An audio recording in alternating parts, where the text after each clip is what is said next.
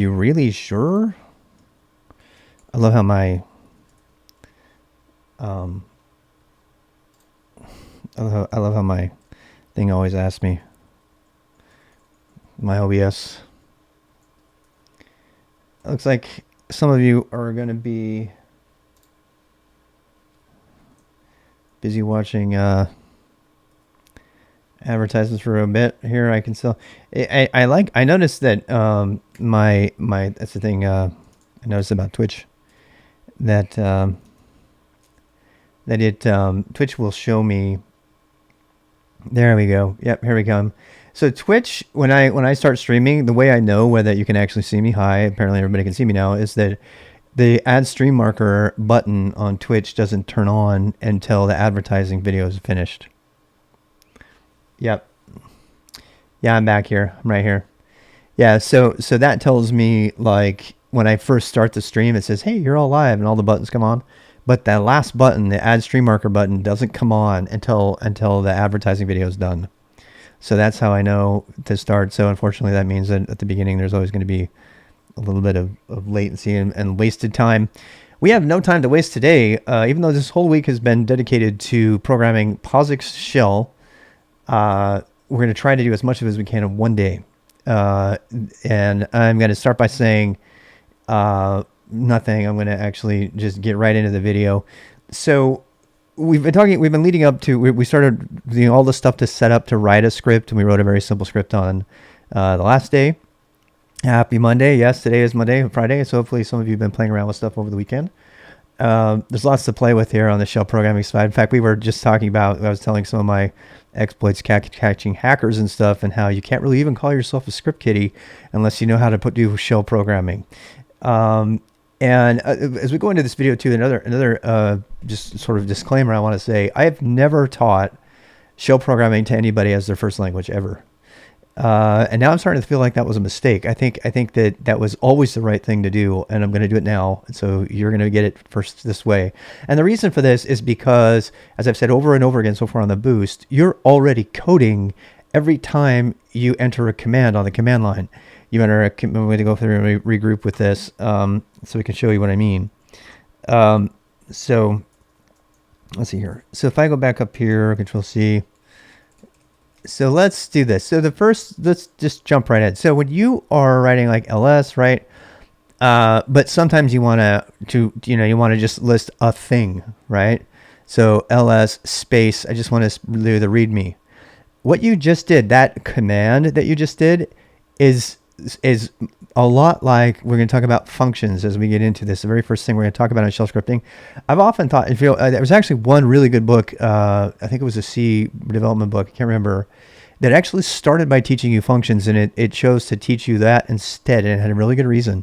Because at the core, functions are what's happening in code, whether they're a really, really low level or they're a really, really high level, and this is where it has so much similarity to math.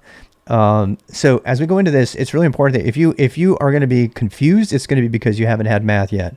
If you haven't had algebraic math with functions, then you're going to be a little bit lost. And it's really important to say that because computer science, is based on mathematics. It's just an extension of mathematics.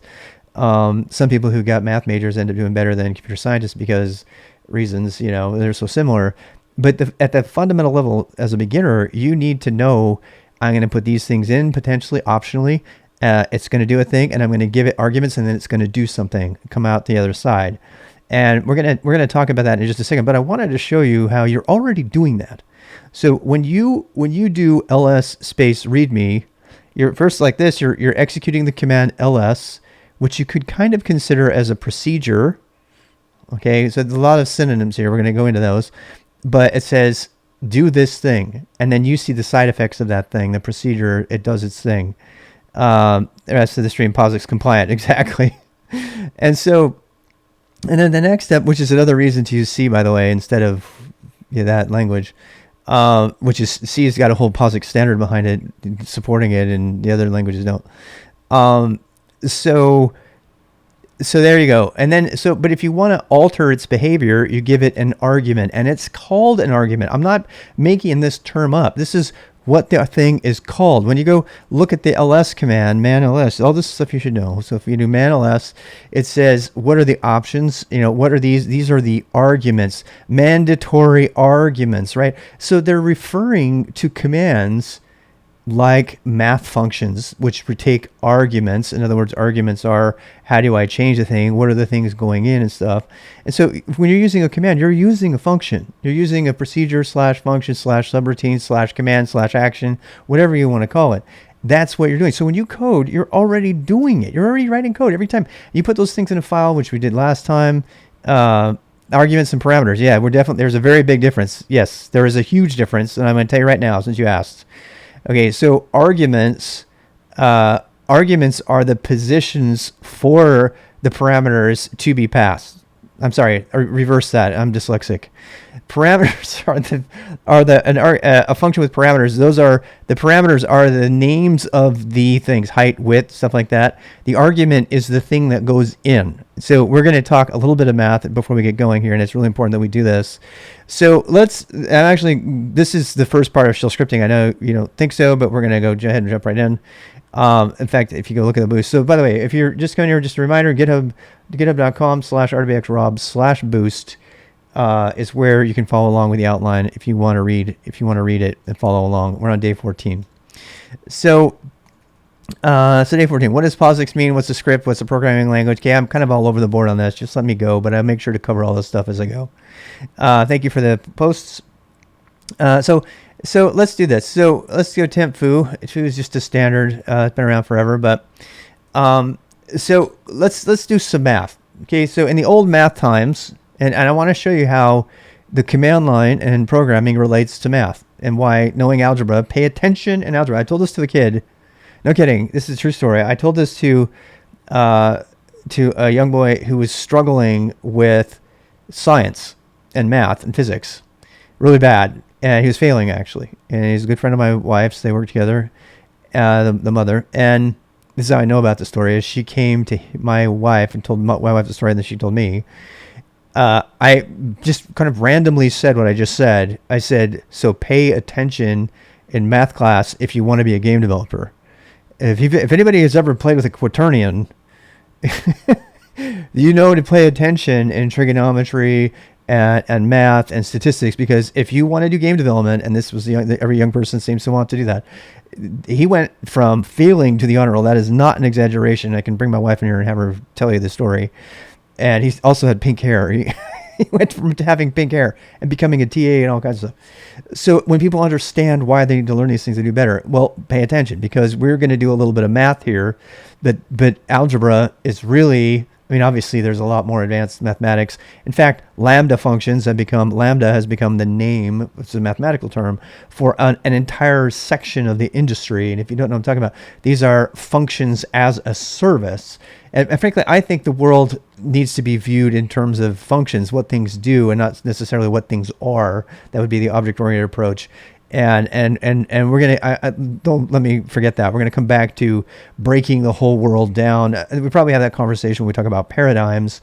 It's not quite time for a paradigm yet, though. Paradigm discussion, yeah, like Lisp, right? So I'm fighting. Please don't let me lost to sleep. And a lot of you there, don't let me go down the paradigm rabbit hole today. Okay, it's really easy to do as we talk about scripting. It's like, well, what about OP? I actually do it at the end, but I don't want to do it at the beginning. So we're gonna think in terms of how we've been doing coding so far. Coding so far has been entering a number of actions into the command line. Do this, now do this, now do this, now do this. That's it. It's called imperative. It means it's imperative or procedural. Procedural is when you wrap it all up, sort of in a little bundle. So imperative means do this and then do this. It's just this, kind of flow. And it dates back way, way longer. That approach to programming dates way back longer than to some of the other stuff. Functional programming, we'll talk about that too.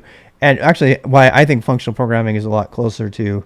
So to the beginners out there are wondering why I have to contain myself. Conversations about paradigms get crazy really fast. People freak out about paradigms. Now, what is a paradigm? So a paradigm is a way of looking at something, simply put.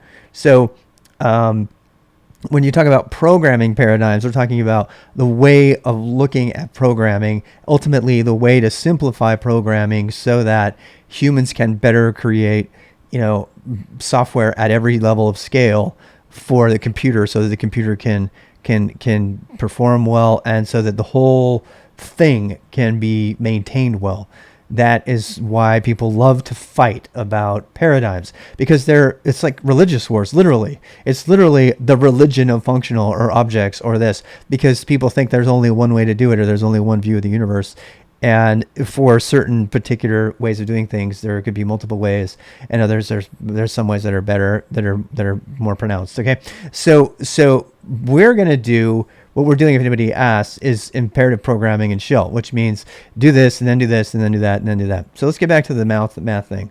So the first thing to talk about with math is, what is a function?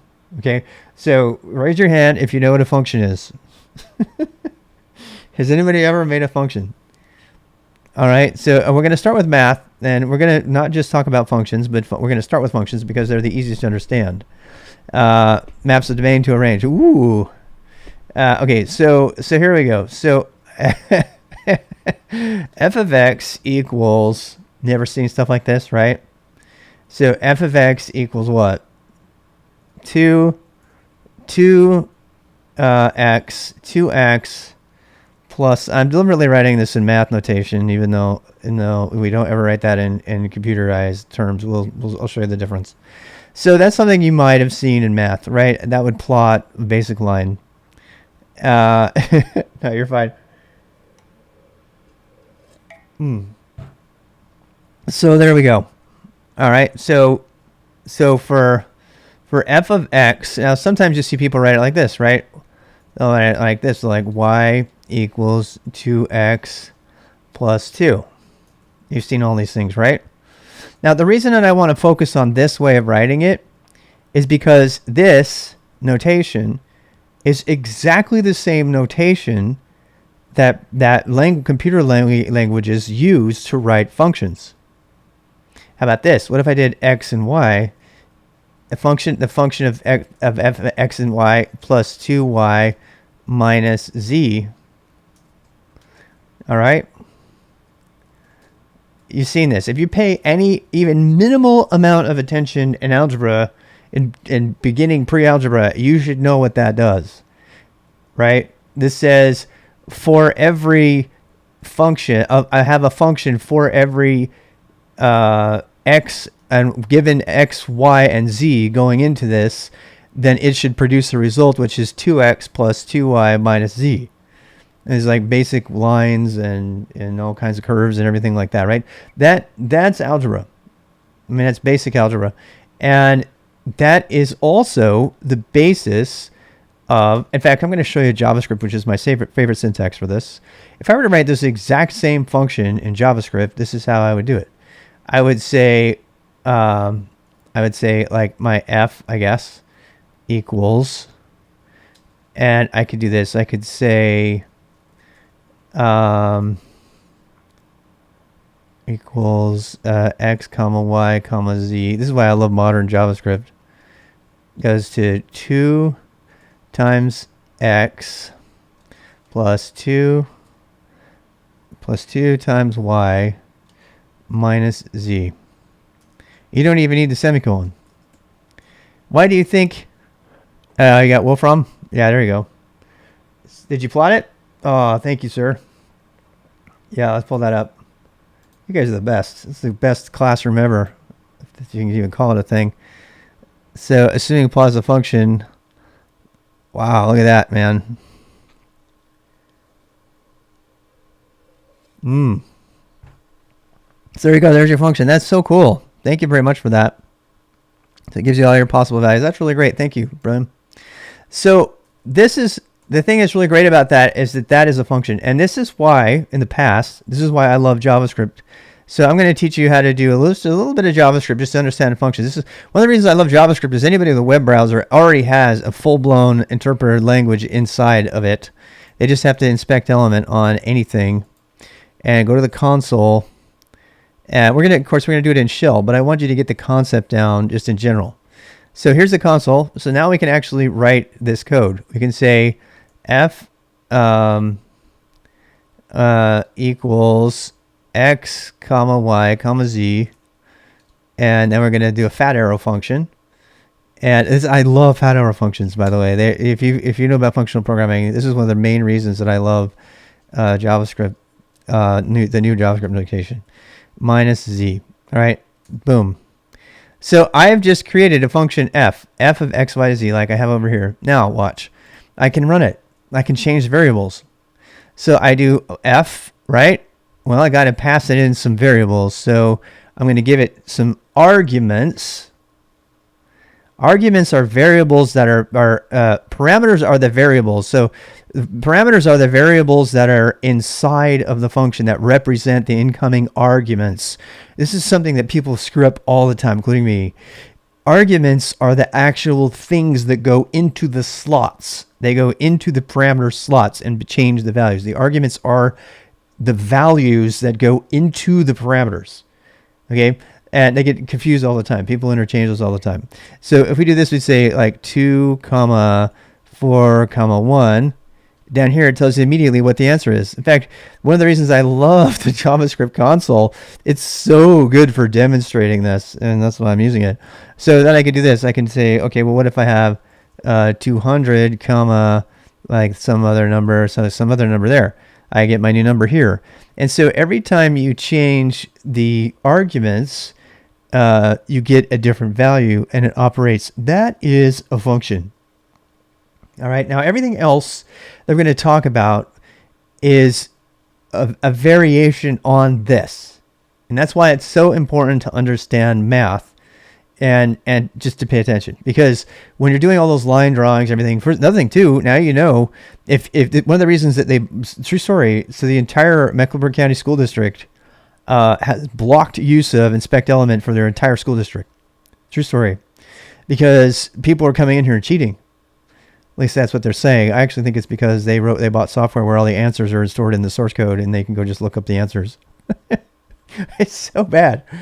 I had one student admit he's now off and he's in full scholarship and great AP scores and everything. And he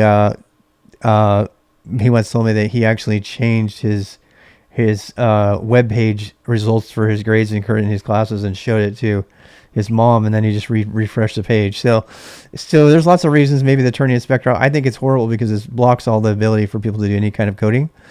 But I also want it known that I am not against JavaScript. In fact, up until this moment, JavaScript has been the first language I teach anyone because it is so true to form and so easy. It is Scheme or Lisp without the parentheses. That's Brian Cantrell calls it. And Lisp and Schema were the ones that were used to be taught by MIT. So if you are a JavaScript person, just know that I respect you. I don't people, you might hear me bag on JavaScript people all the time. I love JavaScript as a language. I really do. I think it's one of the best ways for people to learn. I think it's far better to learn JavaScript first than Python, but we're going to learn shell first because of all the reasons I talked about it being a command, and we need to customize our shell and stuff. We can't do that in Python. We can't do that in JavaScript. We have to have shell first for that. So that's why we're choosing to go with shell first. And yes. And I've said that many times. Thank you for that quote.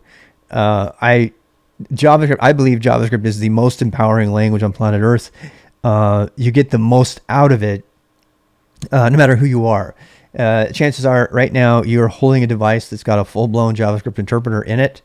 And therefore, if you learn it, you're able to produce more value for yourself immediately. Now, unfortunately, JavaScript also requires you usually to have an internet connection or a web browser and stuff like that. So, I mean, I've made a point of this beginner boost to help you take advantage of your localized computing resources before we go on and teach you how to do front-end web development or something like that. And we will make some basic front-end web applications. And when you combine the graphics interface that's in a web browser for most applications for visualizations and stuff and JavaScript, you get a very, very remarkable combination, which I have used for many years to teach beginners, and I still stand by this. I really like this part of it, but It's particularly for all the reasons. If you're an educator, if by chance some educator comes across this, this is absolutely the best way, I think, to convince or to just demonstrate to someone who's just starting to code that math, code is math. At the end of the day, it's based on math, and that's where everything else from it comes from. All the terminology comes from that. So I'm going to start using a bunch of terminology, and we're going to move to the next phase of this video. I'm going to take a little break here in 2 or 3 minutes, and we're going to move to the next phase here. But when I use to summarize this little math story jaunt thing, the reason that we're talking about math is because almost all of the terms come from math. So when I say procedure, a function, a variable, an argument, a parameter, a lambda, these are all terms from math. So I had to make that association up front, even before we get into shell programming. All right, so I'm going to take a quick break, and when we come back, we're going to write our first lines of shell code, and we'll break that down as we go. Okay, I am actually going to take a break. I'm going to stand up and walk around. See you in a bit. I'm going to run a 1 minute ad. It shouldn't be more than a minute or two.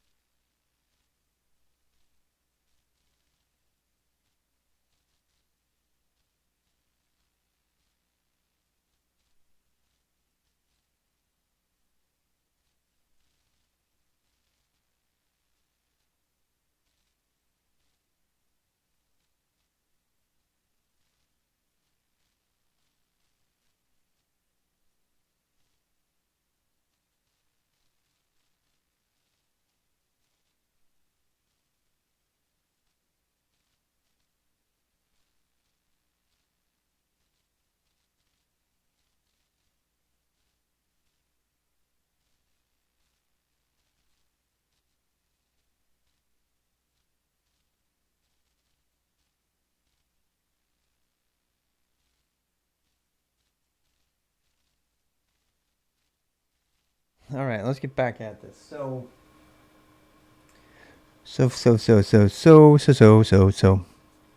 Break time. Yep. Yeah, calculus will make you good at machine learning, actually, if you want to do that. So we're having just a little informal time before we get going back on into this. Yeah, I learned calculus through 300 level college calculus courses, and aced them all. Never once used it, other than I think it helped me structure my learning. Honestly, I think I have to give a lot of credit to math for having helped me become a programmer, because I never do the direct correlation, but it did cause me to, think about things in a structured way. And I think that lots of things can do that. Yeah, machine learning, you'll use a lot of linear algebra too. Right. Statistics as well, right? A lot of linear algebra. So yeah. Lots of transforms, and that's calc. Yeah. Nice. Yeah, this is like one of those areas that I'm really torn because I spend a lot of time in the operations kind of security, DevOps, cloud native space, and then there's a part of me that really, really loves that part of software development, the machine learning, or that I've never done any because it's just too much to learn. It's just like people tell me they're bored. I'm like, how can you say you're bored and don't have a thing to do? It's like there's so many things. Just dive in. All right, so let's get ready to start another one. I'm going to start we're going to talk about functions. Now we already did talk about functions, but we're gonna apply. This is a really important conversation, so I want to definitely mark it.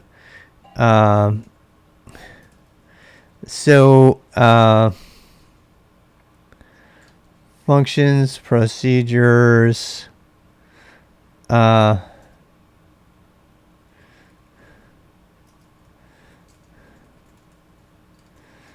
Functions, procedures. What is another one? Pure math modeling. Yeah. Commands, functions, procedures. Oh my! How about that? Oh, thanks for the sub, Rowan. That was really nice. So I'm gonna put a marker on this. Okay, so before we actually write code, there's one last thing we have to talk about, like kind of a general concept. So the reason we have to talk about this, the difference between commands, functions, and procedures, is because the differentiation has been lost today, and it's actually one of, I believe, the saddest. I don't know what there is to blame, but for some reason, the computer science world and all the modern languages have decided to stop differentiating between these. And I want to make sure that you understand the difference. And as we get into writing them, I want you to see the difference. And we're going to actually start writing some as we go. But I'm going to kind of just jump right to the chase and right to the end here and net it out for you and ask you what the difference is. So first of all, let me ask, what's the difference? So I'll give away one. There is a command. A command is mostly a procedure, right? But what's the difference between a procedure and a function? So let's knock that one down because okay, so 2 questions. I wish I could give points out. 2 questions. Can somebody out there name a language that differentiates between functions and procedures? Raise your hand if you know of any language on planet Earth that differentiates between functions and procedures. If you know and you want to give it a chance, you want to throw it out there. Java's a tough one. There's also something else called a method and an operation, and we should probably put it on there. So we should probably put methods and operations on there. Methods, operations, procedures, and functions. Fortran. Oh, the one I'm thinking of is Pascal, and I know it's really old. I learned it for like 1 month, and then I stopped because I was like, I am not. Okay, so C and C++, I don't know if they do or not. So, and they're also called subroutines, right? So okay, so there are so many different words. In fact, let's go back in and see how many words there are for this. Okay, so we got. I'm going to write them all down. So, it's not a procedure. Procedure, an operation. These all have specific meaning, and I know that's you probably don't care, but it's going to help you out later when you start talking about this. We shouldn't really talk about operations and methods until we talk about object-oriented programming. In object-oriented programming, the term operation and method come up, and I'll just tell you really quick. An operation is a procedure or a function that doesn't necessarily specify how it's to be done. That's the method. And people in object-oriented programming circles mix up operation and method constantly. The really great thing about JavaScript is, as Jim Copleen calls out in his video, is that in JavaScript, the method that implements an operation can change. So, for example, ambulate. Okay, so that's an operation that both me and my dog Sam can do. We can both ambulate. We can walk, right? But the way that we walk, the method of our walking, is implemented through entirely different routine. And there's where routine comes up. It's like a number of things. We are sort of talking about that. So the way that my dog, you move your first paw here, move your second paw here, move your third paw here, move your fourth paw here, versus me, move my leg here, move my leg here, right? We have totally different methods for walking, for ambulating, but we have the same exact thing that we can do. And so somebody mentioned operation and method, and I wanted to make sure to talk about this. And this actually comes into the conversation about, well, everything in the universe can be broken. This is the part of the paradigm conversation I was trying to avoid, but I'm going to go there for a little bit. So the whole entire universe can be broken down into actions, which produce events, and objects. Actions and objects. And the way that you organize your view of the world and your view of code ultimately comes down to, how do you describe that? How do you describe those things? Down to the atomic level, you have objects and you have actions, and those actions produce events. And those interactions, that is the fundamental nature of the universe. And so that's ultimately what coding is about. It's about getting understanding around all of that. And that starts to get down into, okay, well, now how do you give instructions to a thing for a method? And so I'm kind of giving up what a procedure is here. All right. So what's the procedure for a biped method for human ambulation? Yes, there you go. Sounds really well said. So this stuff is all going to become really important when we start talking about object-oriented paradigms and stuff like that, but it's not necessarily just for object OOP. It's also good to, the idea of a procedure and a function is really important. Hey, how's it going? We're in the middle of a video here, but welcome. So let's talk about that for a second. So a procedure, what's a procedure? There are procedures on paper, right? Do this, then do this. Has anybody ever worked for a company that requires you to follow a procedure to the letter? Procedures are oftentimes the word used for coding humans. I love this. I mean, even if you want to code a human, you give them a piece of paper with a procedure on it and say, read this, then read this. People who are doing phone trees, they're following procedures. If you're in the military, you follow a specific procedure, or, you get in trouble. You're out of line, right? It's an exception if you don't follow a procedure. So a procedure, an algorithm is the guts of a procedure. The procedure is the name of the thing. So if you had a procedure that said, here is a procedure, same with the kind of like operation and method, right? You have the way walk, we refer to walk, and then we have the implementation of how to do that. So we might have a procedure for, extracting maple syrup from the tree, but the algorithm or the method for that procedure might be different. So the steps to do that might be different. Somebody might follow a completely different algorithm for the procedure, but the procedure is still get syrup from tree.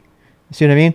So get syrup from tree can be implemented with many different algorithms in many different ways, and those are sometimes called methods. And so that's where we have a little bit of overlap between the OOP like parlance and this stuff from our regular world. Now. It's only another tutor. Hey, I'm right. Yeah. So what I'm trying to tell you right here is, this is live studio. Yeah. So this is what a procedure is. A procedure is, like an operation. Operation and method have kind of been co-opted by the OOP world, but they're largely the same thing. They're descriptions of the title for the thing, and then the inner guts of the thing about how to do it. That's where we get an algorithm and a method. An algorithm is just a flow of steps to follow with logic. Go here, if this, then that. Do this, and then keep going. And sometimes that can change. And we haven't got any event-based programming here, but event-based programming in a nutshell is instead of saying if this, then this, you say when this, do this. So instead of if then, it's when then. If you want to distinguish between imperative programming like we're doing with shell scripting and event-based programming, then the main thing you have to ask yourself is if then versus when then, because and that will change the way you code entirely. We are not going to do any event-based programming initially today. We are going to get down, the closest thing we're going to get to event-based programming, guys, that's very nice. The closest thing we're going to get to event-based programming is going to be down here when we talk about signals, when we talk about trapping signals. When kill, then trap, and do this. Okay, so we're going to get to all that. I'm kind of jumbling up everything. That's by nature. I just do that. So let's get back to functions and procedures. So a function is, strictly speaking, a function is not a procedure. Okay, it's IRC. Yep. So if you don't want your IRC to be seen, just put an exclamation point in front of it, and we won't see it, maniac. But thanks for joining. Okay, so here, let's get back to this. So let me ask the studio audience here. What is the difference between a procedure and a function? Name some things. Now, if you want to, you can go searching on the internet. You'll find right off the bat all the official, criteria for functional programming. Before we even write a single line of code, return is definitely one. That's definitely one part of it. The function returns a result. The function, how about this? The function always returns a result. Okay. The function returns a value, but the procedure does not necessarily, right? Procedures like Java main method, function is greater, is a getter, etc. Kind of. Function has input and returns an output. Okay, so you guys have gotten very close to this. So strictly speaking, a function, a true function, and I have to call them true functions. I have to set up all the language for talking about this because this language is so messed up. Even in your college textbooks right now, or your language definitions, and as we start writing definitions for languages and stuff, we'll be putting keywords in there that don't make any sense because we're going to be using function. We're going to define functions, and functions there's not a function at all. It's a procedure.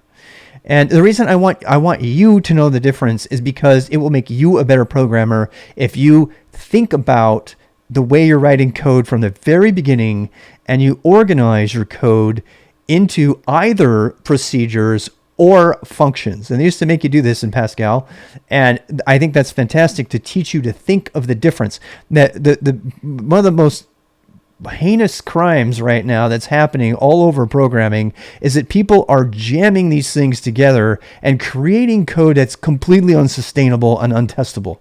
And so from day one, before we write our code, I want you to understand the difference so you can ask yourself, okay, is this little bit of code that I'm about to write, does it fall under a procedure or does it fall more under a function? Is this a function? So if I'm creating a thing and it says, sum or, get sum or something, or total sum or total, okay, that's a function, right? And then the other one says, list all the files. Is that a function? No, right? It's a command. Most commands are procedures. So I just want you to see the difference, because if you mix the two together, then you start to get all kinds of trouble and you can't test them as easily. And even if it's shellcode. So from the first day, I want you to think of everything in terms of, at least I'm hoping that you'll think of everything in terms of functions and functions and operations and functions and procedures. Okay, so a procedure is a set of steps that you do. Let's talk about one other fundamental difference between functions and procedures. And believe it or not, we're actually having a paradigm conversation right now. So another difference between a function and a procedure is a function is probably the most important. A function is entirely and totally self-contained. A function can be tested by simply looking at its output and looking at its inputs. That's it. By the way, a function does not have to have any inputs. It should. I think a pure function must have inputs and must have outputs. But a function always has a return value. What I'm talking about here is something called side effects. This is why I can't spend a life inventing set theory. Probably.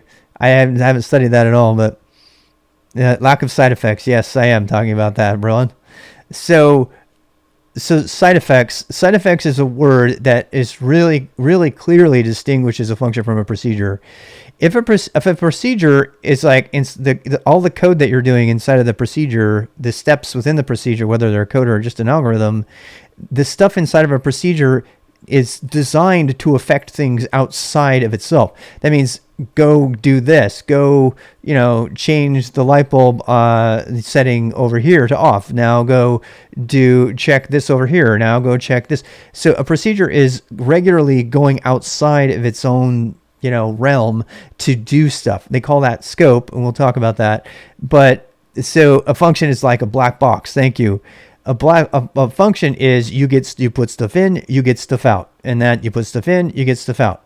Now, a procedure could be thought of as a black box with lots of extenuating connections to other things. You put stuff in, it does a whole bunch of stuff and sends signals all over the place, and it does that in electronics, right?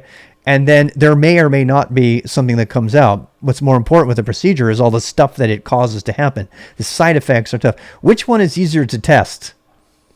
I think I already said this, but which one? Which one's easier to test? Functions, by far they're easier to test, because I can write code that tests my code in a function. What do I have to do to test a procedure? I mean, I know you'd have to write a lot here, but to test a procedure, you would have to check every one of the side effects. And if you want to see one of the reasons that containers are becoming so important right now, the reasons that containers and all of development, this is all tied together, people. This is why I chose containers to build all this on. In order for you to properly unit testing and integration testing, yes, we are, bro. So if the reason that containers are so important for developers to take note of is because they allow you to test side effects. For example, I was writing an app that changed the user account.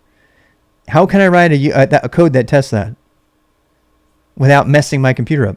Can't do it. Not without a container.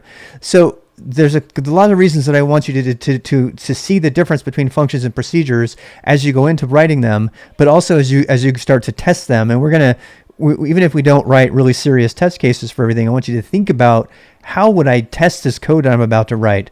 All the time. You should be constantly thinking about that, even if you don't overdo it and spend 2 hours writing unit test cases, But containers are going to help us with that a lot, because you can set up very complex code that really messes with the system, and then you can have it rip the whole thing down, take it down. And with Kubernetes and Kind, which we'll talk about maybe someday, you can actually do all of that with multiple simulated systems at the same time and test the whole entire integration model. And this is why containerization and cloud native are such core technologies to IT, and will remain so for the foreseeable future. So if you're a developer and you don't think you have anything to gain from a container, I just gave you one huge reason. You can test procedures with side effects and operations and things like that you can't test. It's also still the reason to make things functional, and people would argue that this is the only true way to write code, is to write purely functional code, because it can always be tested really easily. But that's not the perfect world that we live in, and I'm going to give up something here, but I actually am more of a hybrid guy. I think we should take the benefit of both paradigms, the functional and the sort of imperative or procedural paradigm, which is another name of a paradigm. Now, let's start writing some functions. I think we're about time to write some functions here and get into this. So let's write one. I hope you have your container up, and let's actually use a container. I'm going to use a fresh container because I'm going to be messing with things that I don't normally, just to show you how side effects can affect it. So if you don't remember the Docker line, it's Docker run. I'm just going to run an Ubuntu. It's probably worth mentioning right now that my workspace is up. It might take you some time to download it. If you are just coming to this video and you want to start coding and you don't want to watch the 20 hours of video or so to catch up, you can just use my workspace if you want. The workspace is finished now, so it might have a couple bugs in it or so. But if you want to just use my workspace, you can just do this. You can do docker run -it -rm rwx rub /workspace, and that after you exit this, it will throw everything away, just so make sure you know that. So and then you can come up with whatever name you want for it yourself, and there you go. So I have it looks like I'm in the same system, but as you can see, I'm actually on a new system. And if you one last little plug here, if you want to keep all of that, then you can go look in getting my WS script from my dot files. So here's let me give that to you really quick. So there is my WS script from dot files, which I've been building. If you use then you can make yourself a func test. You can make a workspace out of it, and it will you don't need any ports or anything. You can give stuff like this, and this will make you one. The difference is that now when I write a file in here, it will keep it in my workspace's subdirectory. So if I vi file some, and then when I exit out of the workspaces, if I list what's in my workspaces, you'll see there's a func test in there that has a file. So because it mounts it automatically. So I know that's kind of a digression, but I did want to mention that because we just finished it. It's more or less finished right now, and so kind of happy about that. If you do WS again, it'll reconnect you, and now we can go do our func tests. All right, so let's do the functional test in here. We're gonna make a file of something that's gonna do this, and how's it going? Did you have to go? Okay, see ya. So let's go ahead and we're gonna write our basic functions. So let's do you should a little bit better with VI now, or VI. Remember, VI is just Vim for me. So VI, let's do I don't know, what should we call it? Should we call it hello? We'll just do hello for now. Okay, so first of all, if we just put echo hello in here, echo is print. We talked about that already.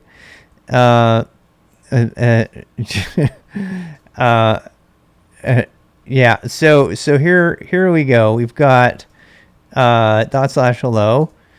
Permission denied. We already talked about this in last time. Why do I fix it, guys? What do I need to do to fix it? Anybody remember from the last time? How do I make it so I can run my program? We covered that. We spent a whole day on it. No. Sudo. Shmod. Okay, good. I'm just going to ask you questions you can type pretty quickly into the chat. So shmod +x. Good. So that makes it executable, right? And I'm going to do /hello as I am inclined to do. And so now it's all red and dangerous. Somebody asked earlier in the chat how to change the color. If you're using my workspace and you don't like red, the color to change this is right here. It's in dir colors. And you can find the color here. I don't know which one it's for, but if you wanted to change it to exe, so right now it looks like it's I don't know, 31. We could probably change that to a different color. Yeah, I'm trying to find out the one. Somebody was complaining because the color, they couldn't read it, and it is true, it's a little bit harder to read. The red is a little bit harder for some people to read, but if it is for you, that's fine. I like mine red though, because I like to know when they're there. Now I just run the program. We covered all that last time. I don't want to cover that again. We spent a whole day on how to turn a file into a script by putting commands into it. I don't want to talk about that again. So all I did is I put a command in the file, chmodded it, or chmod, changes permissions, and now I can just run it. As long as I refer to it specifically. If I just do hello, it won't work because I can't find it. Right? All right, so it's just running a command. Now the conversation right now is functions, and let's talk about that. All right, so let's go ahead. I am missing the shebang line. Good way to note that. Good job. So you need the shebang line if you want syntax. I don't know if you saw, but I didn't really have much syntax without it.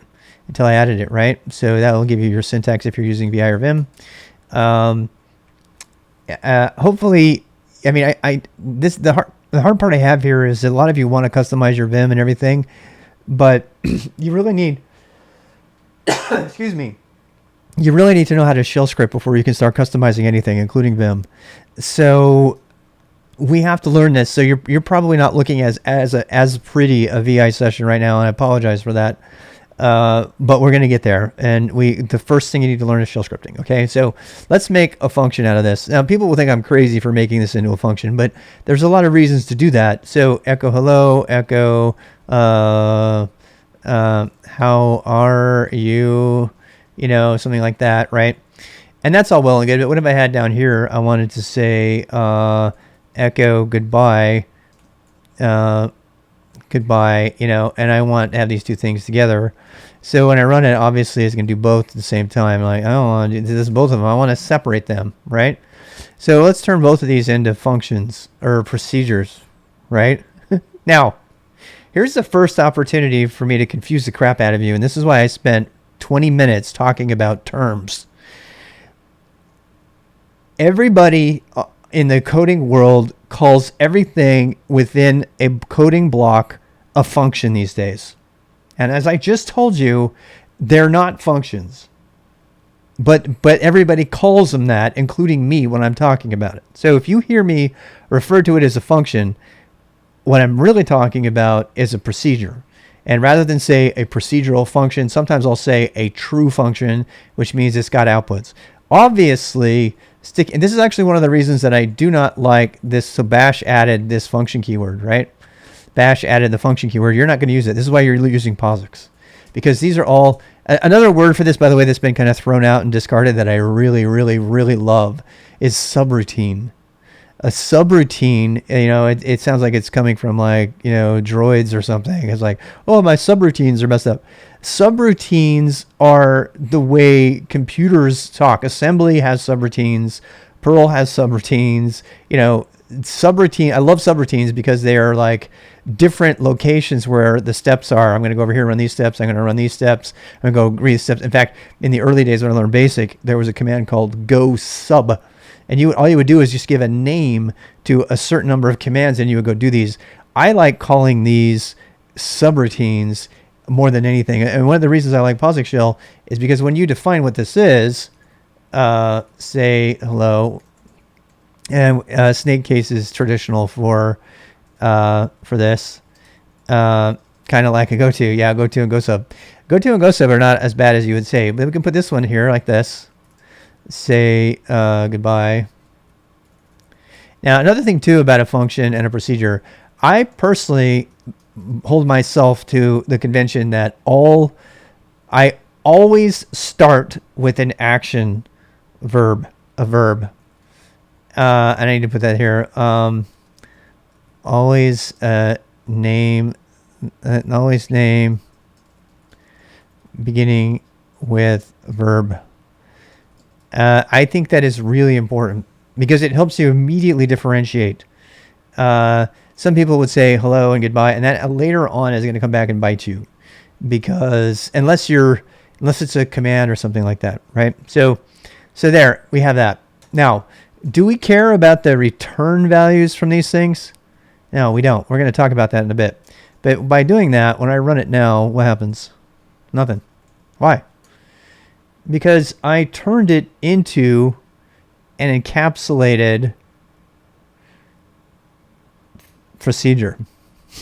Now, I can call it a procedure because there's no func word here, right? But if I were doing this in some other languages, including Python, to Python's credit, everything is called def, D-E-F. So it could be a procedure or a function. It doesn't say it's a func. Both Go and Rust do something for the sake of compilation speed that really bothers me, but I understand why they did it. They call everything a function. So everything is a func. It's actually not a func. It's a procedure, but they call it a func. And so, but in shell scripting, there's nothing. There is a function keyword, but it's only for bash. And again, we're learning POSIX shell. We're going to go back. Actually, I forgot to talk about that. Let's do another video on that right away after we finish this function thing. You have to call it, right? So let's do that. So say hello, and I'll put that on its own line. No semicolons or anything needed. If you want a semicolon, you can add one if you really want, and join stuff together. This is called automatic semicolon insertion, or ASI, and it's huge debates about this. That doesn't hurt any. Anytime you have a line ending, you automatically are assuming there's a semicolon there. And JavaScript has that too. You actually don't need semicolons in JavaScript. I actually don't use them, and I suggest against them for people, particularly beginners. They can be really problematic. And so there you go. I have say hello, and now when I run it, what happens? It's going to say hello. Hello, how are you? Right? Well, what if I wanted to either say hello or goodbye? Well, let's change this. Let's change hello to I don't know. Let's change it to say. How about that? How about that? Move it. Let's say make it so we can do more than one thing. So what I'm trying to show you is that the command itself is also a procedure function thing. 2 spaces before the echo. No. Okay. So spacing is not important. It's not mandatory, but I do want to just say that when you have, I've got to stop and start a new video here. So you have these brackets. Think of them, by the way, when I'm talking to really young people, I have them think about these curly brackets as fence posts. And this happens, every beginner all the time leaves this off, particularly Python programmers. Anybody who's been coding Python for any amount, this is why Python makes horrible beginners. It really does. I've seen it. Over 8 years, I've seen it. They don't know what to do with curly bracket languages when they see them. So another reason I'm glad you're learning a curly bracket language first. So that's got a problem. Why has that got a problem? I've always done set no list exclamation point is probably not supported on. That's a good break question. So let's talk about that on the break. We'll take a break here right away. So we have 2 functions. If I want to call the other function, I do say goodbye. Like Michael Bay. /say. Say goodbye. Syntax error on line 8. By the way, if you want line numbers in VI, set NU, :set NU, that'll turn your line numbers on. You have to do it every time, right? If you don't want to have to do it every time, go create a file called .vimrc in your home directory and add set NU to it. That might actually be the way to do vimrc configuration, is a little bit at a time, go in there and add things, rather than go through the whole thing at once. So this is the end of the procedure / function video. Now the one thing I will say as we wrap up is Shell doesn't allow you to do, it's just subroutines and procedures. At a strict level, Shell does not allow you to return. There's going to be someone else who's going to take me to task on this because it's not completely true. But Shell does not allow you to return values like JavaScript did. Remember when we saw JavaScript and the value came out of it, right? So Shell is a simple language. It's mostly about grouping commands together and flow and doing it that way. So it doesn't do things like returning values. It does return a value, but the value it returns is either 0 or some integer. That's it. It doesn't allow you to do anything else. And the only reason it allows you to return an integer, same with commands, by the way, is to tell whether the thing succeeded or failed. And anything else has to be passed in some other way, which is unfortunate, but that's just how Shell is. Many languages are like that, actually. Almost all the Shell languages are like that. So you can't return some different types of data. And we haven't talked about data types yet, so I don't want to get into that until we do. We're going to talk about that next. So as you can see, I can group these together into what the world would call a function, but really we know is just a procedure or a subroutine. All right, and that is the beginning. This is the standard way to do this. On the break, if you want to go get it, on the break, if you're using your container, go install shell check. Okay. If you don't have it, go to sudo apt install shell check. All right. So I'm going to take a break and run an ad. When I come back, we're going to actually talk about data and return values from functions, and that will lead into a conversation about variables if you're waiting about that. And that'll probably be all we can cover for today. So I'll be back in about a minute. All right.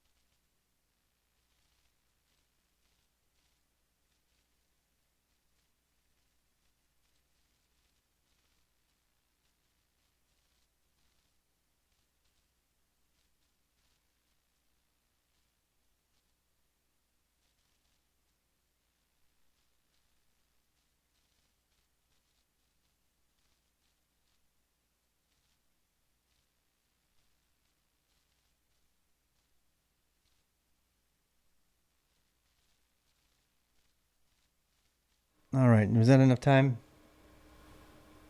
Did you guys get back in time? Okay. So, okie dokie. Let's talk about,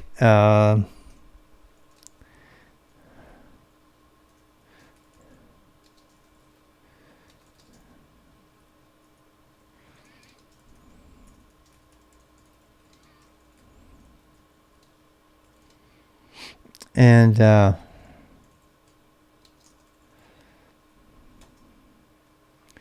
boy.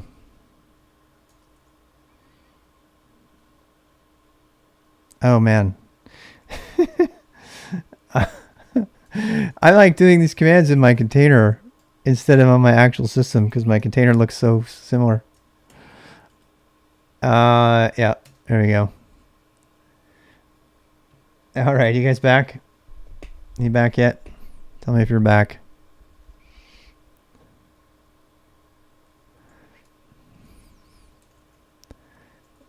Func tests.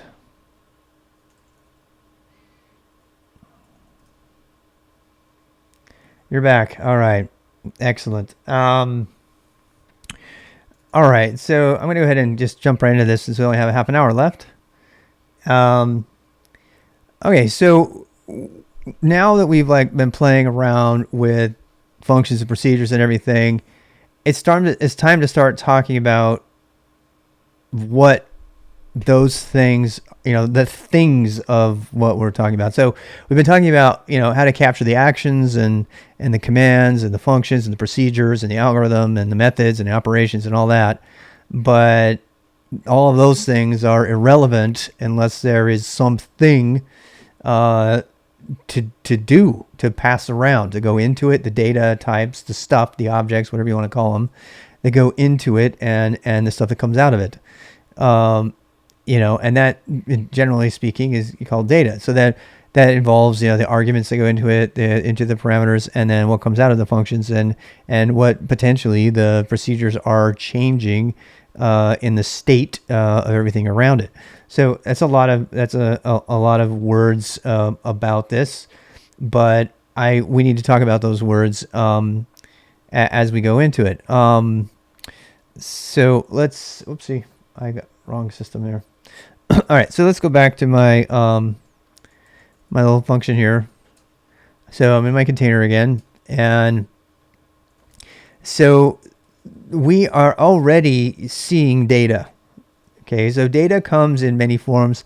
Whenever I'm going to just glaze over a bunch of computer science here, But whenever you hear computer scientists talk about this topic that we're on right now, they bring up state. And the reason that I actually taught you about functions first is because that's actually more important. And there's a lot of like really high-end academics who believe the same, that you should teach that stuff first before you teach state. And almost anytime you learn to code, the first thing they'll teach you is variables.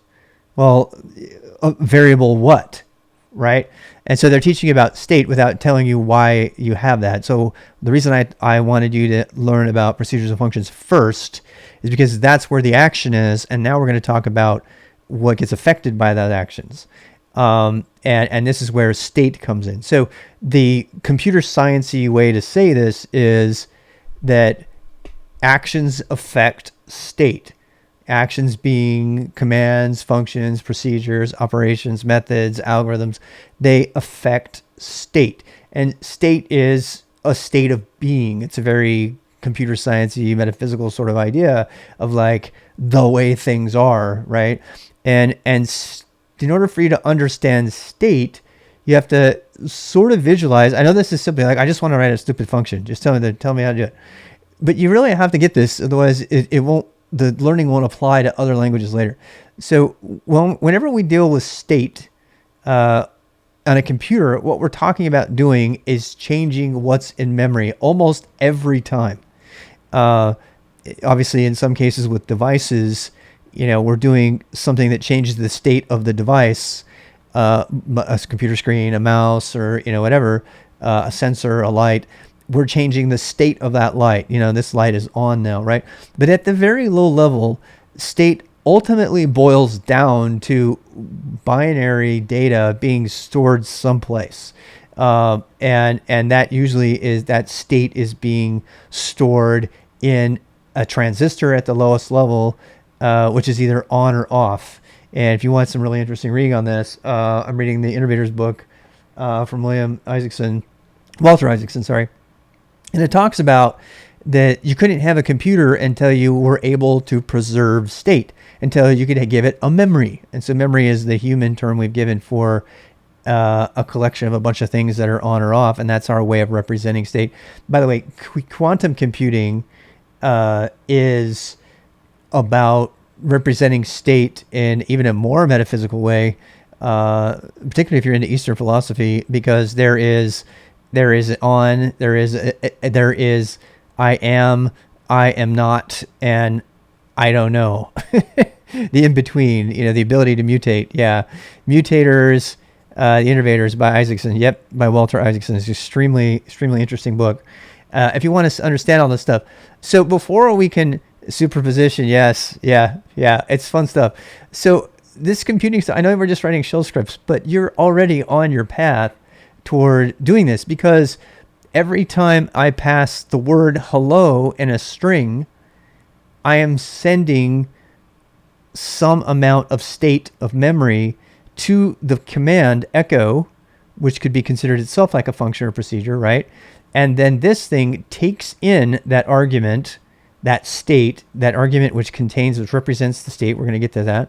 And then it does it. And then it does something with it. It causes it. And so it actually sends that state to your monitor, or your TTY, and ultimately to your screen so you can see it. And then the state, this gets really metaphysical, the state is then transferred through the air, through your eyes, into your brain, and your brain represents the state as well. Think about that for 5 minutes to see if it doesn't blow your mind. Our brains are state machines.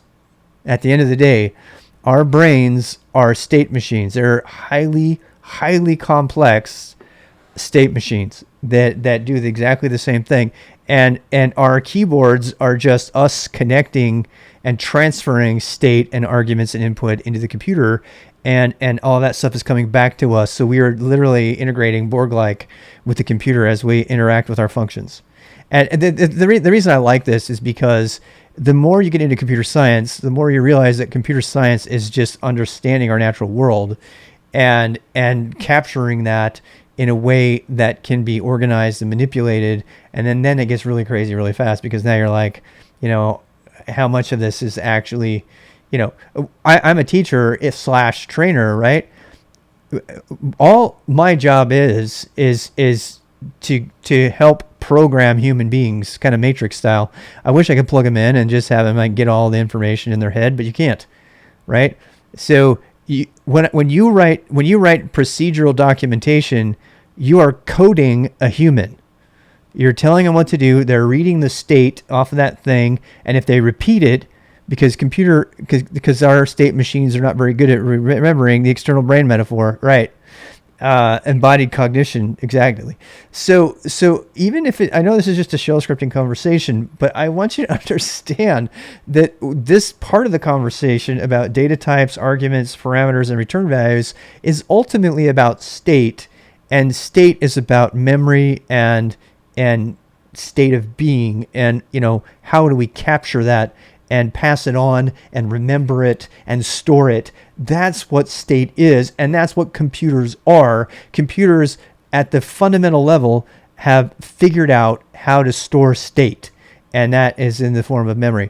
And so every part of this conversation from this point on is just about how do we represent those ones and zeros of state in different ways. And we're going to get into some really fun stuff eventually where we're actually going to write binary number calculators and things like that so we can have more fun with this idea of state. But for me right now, I'm just going to describe it at a higher level so we can get into our coding.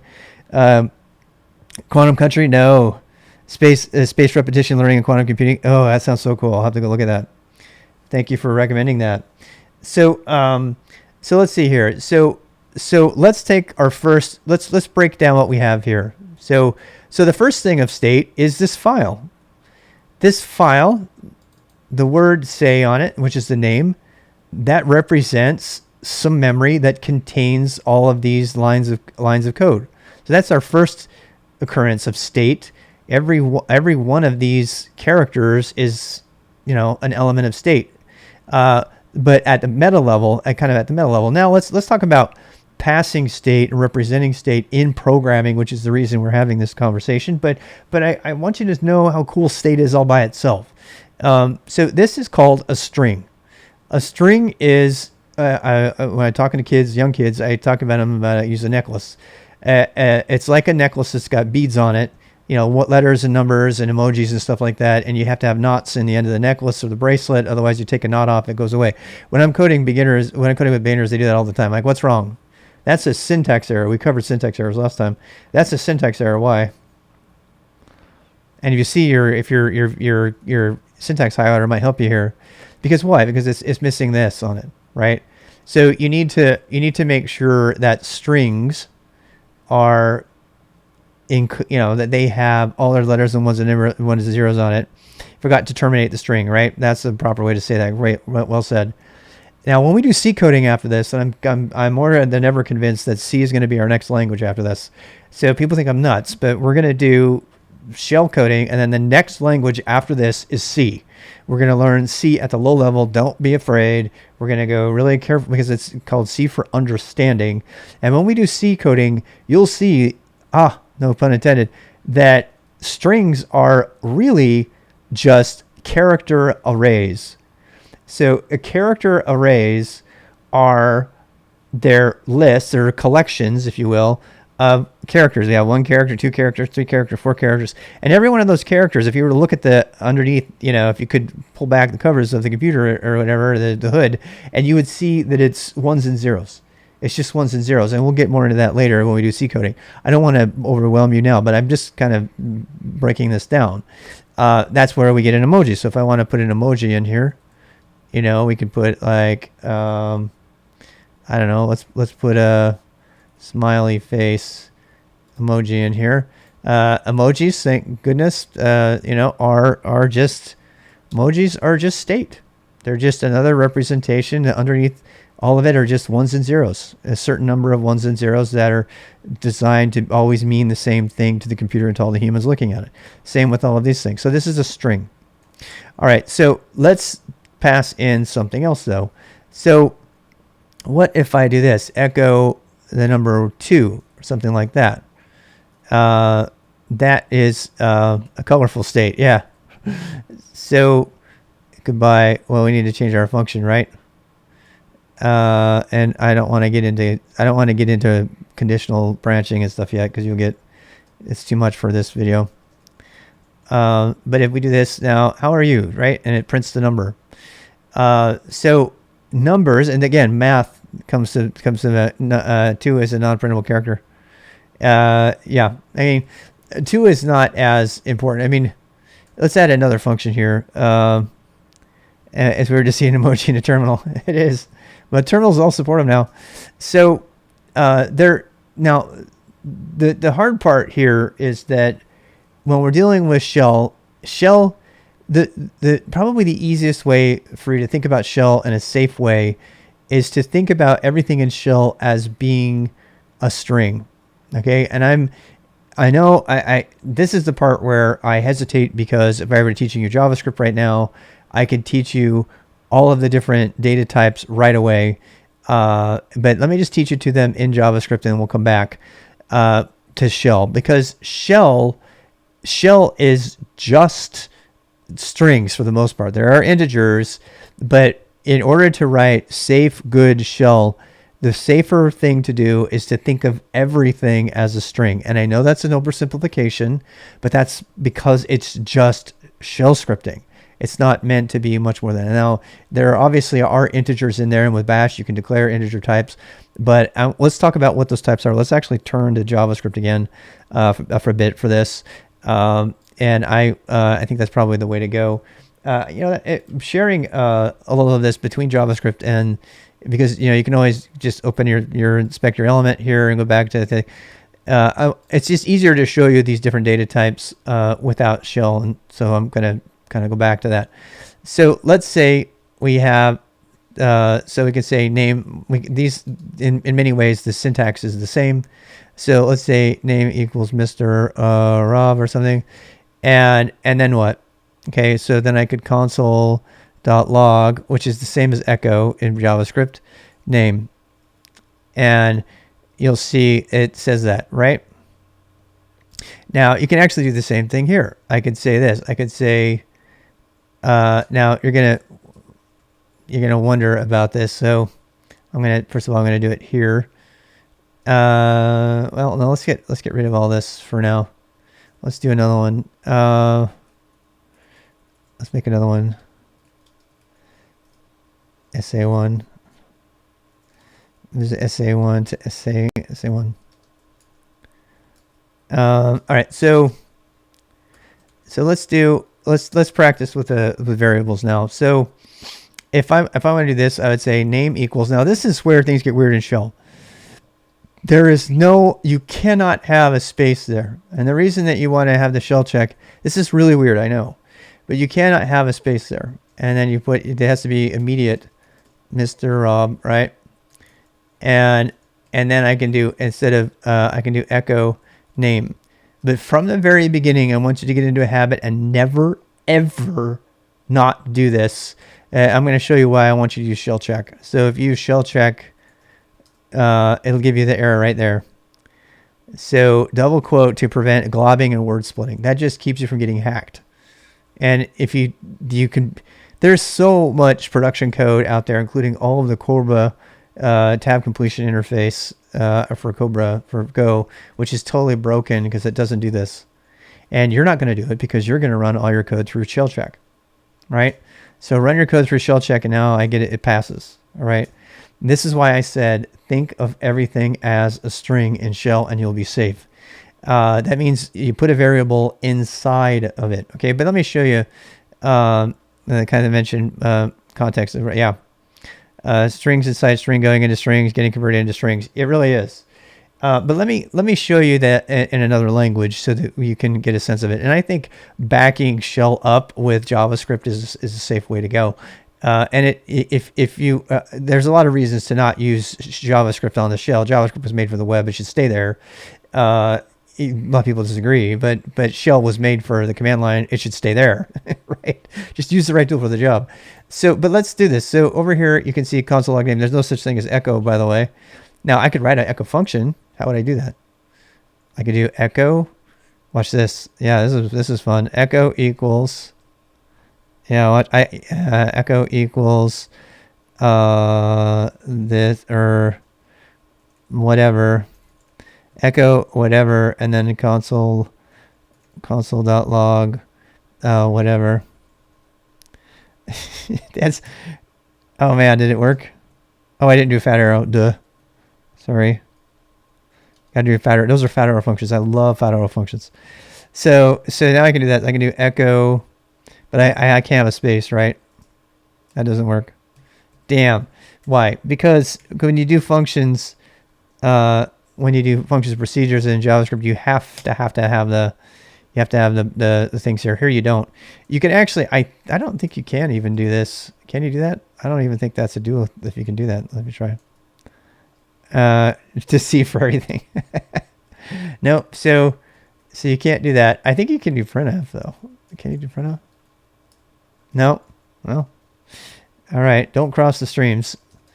Again, shell is made to be something you type from the command line. So little things like putting parentheses are a big deal when you have to write them all the time. So that's why we're learning. So this is the same thing. So printf is kind of the same as echo. You're going to learn a lot of things for that. Oh man, arrow functions are some of the best thing that ever happened to JavaScript. Seriously, it is like so amazing. I love it too because it helps people understand that a function is just an assignment into a variable of state. That's the best thing about it. You have to use spell check to see if oh, I should have chaos. Good catch. Good catch. Good catch. I should use my shell check, which I could have in another window over here. We haven't learned tMux yet, but if you wanted to do that, you could have my batch is strange unless servers will ignore comments, but not batch. Yeah. How many comments you throw into your batch script if you're writing a shell script? Oh boy. Yeah. I don't know if I would do that. All right. So let's say one. So what I want to say is here is we have just a name, but if I wanted to put a number, so age equals 53 whole years old, I can do it without the quotes, right? And it's kind of unknown what kind of type it is because it's not a strictly typed language. So some languages are really picky about saying exactly what kind of type it is that you're doing. And the more useful the language in terms of like just getting stuff done, the less strict it is about how much you have to say about what kind of type it is. JavaScript is, of all the languages out there, JavaScript hands down is the loosest and goosiest. If it looks like a duck, quacks like a duck, it must be a duck. Now C on the other hand is one of the most precise. You have to give it an exact type. And are you talking, if you're talking about these things from a different level, that would be the way to go. So, yeah. So, okay. Yeah, Rob. So then we have, we can still echo the age, right? And even though it's an integer, let's always put a quote around it. And say 1. Yeah. Oh, is it? Yeah. So it's still, so what shell is doing actually is it's behind the scenes is saying, I'm going to treat this kind of like a string. Let's go look at JavaScript really quick on this. So JavaScript would be the same, age 53, right? And then what? But this actually, where things get kind of interesting. So console.log, I don't know if you can see that. It's not nearly as big. Console log age, right? And it's fine. It's totally fine. Now, JavaScript will even, there are strictly type interpreted languages. That would be TypeScript. TypeScript, yep. TypeScript is added strict typing to JavaScript. So let's do this. Let's put, I'm gonna cross the streams here. I'm gonna say name plus age, and you see what it does? It does a pretty big guess at what you're gonna do. Now, if you try to do that same thing in Python, watch what happens. Yeah. In fact, this is a good case to show you Python, and I have no problem talking all three languages. So let's run some Python here. Let's say name equals Mr. Rob. Okay, so far so good. Age equals 53. All right, now let's try to print them. Print name plus age. Can't do it. Okay. And this is one of the areas where Python early on gives people a sense of like typing, strict typing, but I kind of want to show you this in all the languages so you can see. It takes too long to write it and see. So now you can actually get around this. The print statement has some things to get around it. If you just use a comma, it'll cast each one as a different type. But Python's good for showing you this problem because it says, if you want to use this as a string, you have to tell me you want it as a string. I think it might be str, right? It's been a while. So you see what I'm saying? So it does not know because you're using the plus operator, and the operator for plus might want to add two numbers together. So if I have another age, equals 23 or 34, and then I print age plus other, what's it going to get?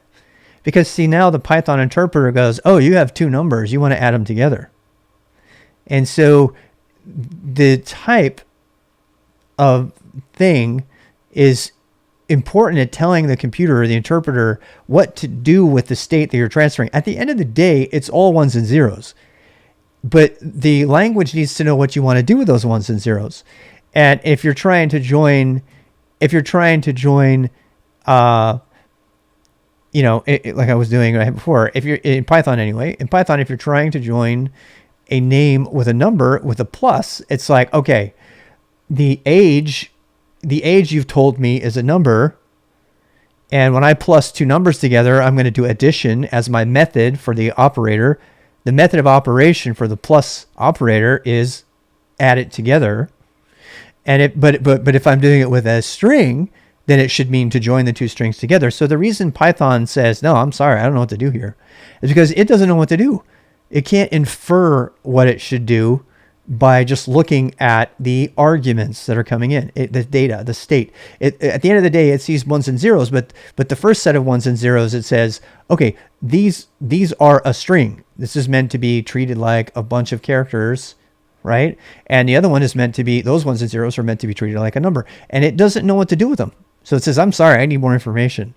And so it does a cast, it's called, which we don't have any casting at all in shell. But casting is when it says, okay, it's a hint. It's like, you see this thing over here that looks like a number. I want you to treat it like a number. And over here, I want you to treat it like something else, right? I want you to treat it like this. So those are all the reasons that you want to look at this stuff. But in order to understand this too, notice how flexible this is. So this is actually one of JavaScript's greatest points and worst points. JavaScript decided all on its own, you sent me a number, but I'm going to assume you want it as a string. Python says, no, you need to tell me more information. And so it's more strict about the types. JavaScript says, no, you started with a string here, so I'm pretty sure you want a string here. And it just does it. It just converts it. And 9 times out of 10, it gets it right. But there's 1% of time when it doesn't get it right, that's really, really dangerous. And that's why TypeScript exists. TypeScript added, yeah, there it is. Yeah. So TypeScript has added the stricter typing for everyone's safety so that developers don't end up doing the wrong thing and getting misunderstood by the interpreter. When the interpreter guesses wrong, that's when people die and money is lost.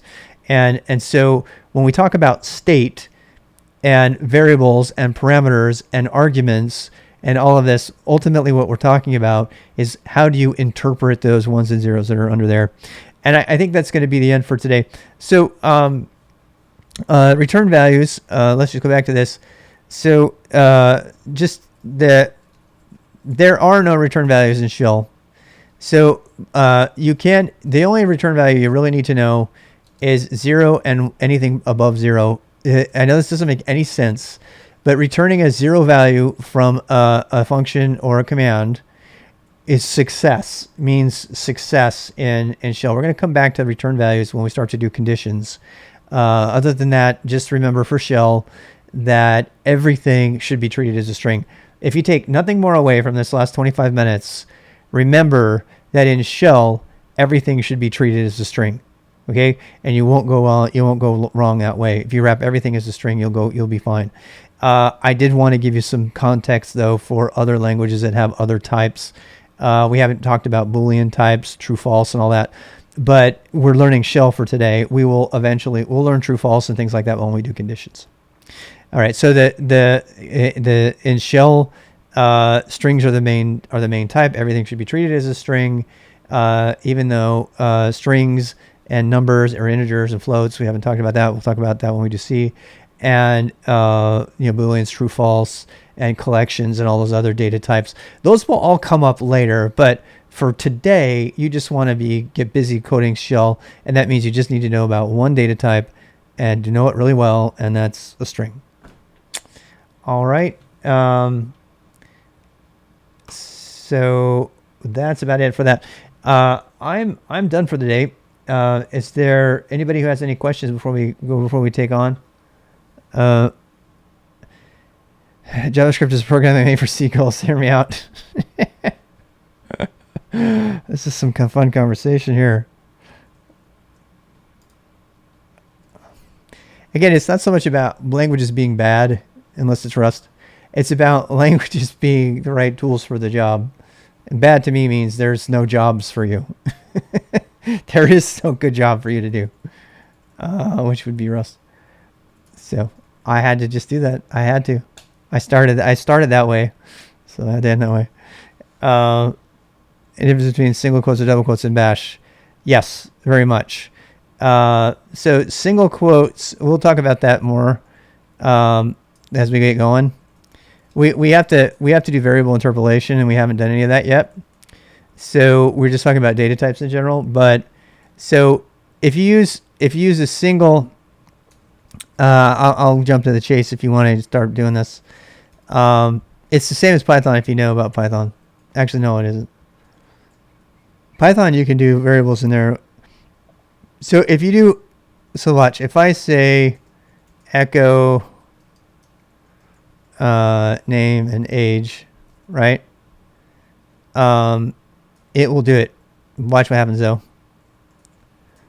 And you go ahead and experiment, but if you put it in single quotes, no, it single quotes turns variable expansion off, which is super important in shell. And shell is really important. All right. So if I use, so we could say, you can even have them on the same string. You don't even need quotes because it's shell, right? So you can do this. Yep. You see that? So that's really, really, really, really important distinction. Variable expansion can really give you a bad day. Can make you, your code less secure. But again, shell is an interactive command line language. It's designed above all to capture the same commands you would enter from the command line. Therefore, it takes liberties with things that more formal languages would just never ever do. Like variable names, you can escape variable names. Yep, if you want to escape variable names, put a slash in front of it. So there you go. There you go. And when we get, I imagine we'll leave with that. We'll do more of that when we get back. Speaking of which, let me go back to my Boost README and see what else we have here. Know what a block is. Functions have arguments. Oh, we didn't cover any of that. We didn't do arguments. Use return to set the return value. We did data types. Variable state. Variable save state. We did that. I don't know. We might have to come back and do day 1 and 2 of this. We didn't do POSIX. We didn't do... Oh, the set list. I don't know if that's even possible. Is that possible?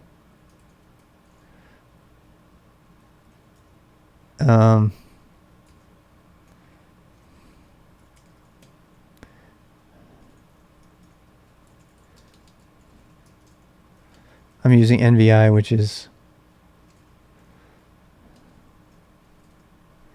Yeah, I didn't think so. That's a Vimism. I would never ever do that. Yeah, that's a serious flaw. I would never do that. I would actively discourage against that. Why would you add something to your muscle memory that doesn't work with VI? No list and list have been a thing since the dawn of time. And it's easier to remember. I once again, if you have a question about whether something is a Vimism, I have no problem with you using Vimisms. And one of my favorite ones is this: :2, right? Oh wait, that's not it. I can't remember. Yeah, that's it. So bang bang doesn't work. Yeah, it's a Vimism that I have just... My whole bang bang thing is a Vimism. There is a way to do it without it. With the colon, you have to do : dot like that, which is fine, right? So I do echo something, right? Set no list, but see, watch. If I want to pass this to shell, I can't go bang bang there, because bang bang just runs the shell command. It doesn't actually send the current line to the shell. Oh wait, it did it. That makes me happy. Wait. Oh my gosh. Scale equals 2. Let me send this one. Oh, I failed. That was funny. That was really funny. Let me try to pass out the shell. No, I didn't do it.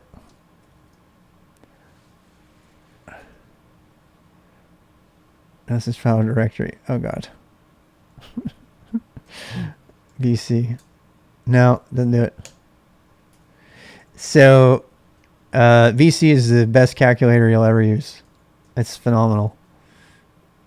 It's so good. I wish more people knew about it. I didn't even fully appreciate it till my 40s. It's the reverse polar notation calculator built into all Unix systems. And people say, oh, it doesn't do good math in shell. No, you can use BC for that. Yeah, it's so good. You think I need greater scale? Oh, I do? Thank you for me being a total moron. There we go. Thank you so much. Thank you so much for that. Now I feel better. So apparently bang bang is supported in VI. I for a second I thought it didn't. It doesn't represent it the same way. But yeah. I love it. Anyway. So no list and list is what you should use. I probably make a Z on that. Don't use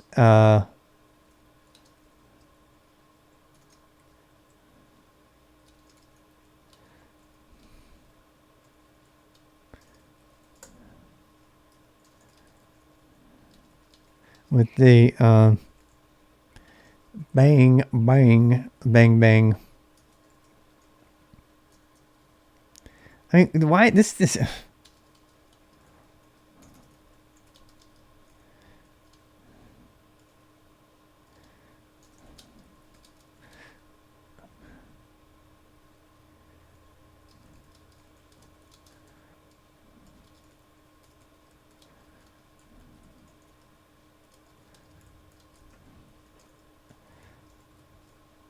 there. Also come with most, yes they do. Structured documentation. I like all that stuff, but I've moved on from that. With the internet, I can get much more valuable information from the internet much faster than man pages and Tropical. Those are great tools, but they've kind of seen their day. I think most things should be done in Markdown as README files and stuff like that. Probably learned a few things that aren't in Basic VI. I have too. There's been a couple of things that have crept in. So I'm gonna look. You make your own decision, obviously, but I maintain fully that you should learn VI first, and then learn Vim. The problem is it's almost impossible to do that because there's no training in VI. There's just Vim training, and Vim Tutor is full of Vimisms. that are not in VI, unnecessary Vimisms. And so the only way I have now to test whether it's a VI thing or not is to use NVI, which is not NeoVim. NVI is the VI that comes on BSD Unix systems that's bug for bug compatible with the original VI. So if you want, and actually even uses .xrc, which is really great. It really took me, talk about a nostalgic like blowback. The first time I had to edit in .xrc, I was like, what? I mean, that was seriously, that took me back to like 95, 94, 95, because that was the last time I had to edit an XRC file. So yeah. Yeah, Markdown is the new way to go, and I've done some stuff about that, a brief video on that. I'm going to go ahead and close the stream down. Thank you for being here. I will be bringing the stream back up immediately with music and chill and fishies and code. If you want to stay here and just kind of talk after the session, I will not be raiding anyone. So there are a lot of other really, really amazing people to go watch right now. And this has nothing to do with playing the Twitch game or not. I just, as a general rule, I'm just not going to I lose about 20 to 30 minutes every night trying to find somebody to raid and talking to the people after I raid. And I just don't have that kind of time to lose these days. So I'm just going to drop the stream. I'm going to do all my thing about the video. I'll put those videos up, and they'll be on YouTube, of course. And I'll be around working on some of the code, perhaps. And you're welcome to come in. I won't be talking. Usually I won't be talking. So, but come on in. I want to promote this community as a kind of old school IRC chat community that also has musics and fishies. So I kind of want to promote the IRC. In fact, if you haven't set up IRC and I know you're beginners, so I don't want to put that on you yet, but I encourage you to follow my video about how to start using WeChat and start using text-based Twitch. There's lots of reasons to do that. It's really fun, and you can use Twitch without Twitch if you want to do that. All right, talk to you in a bit.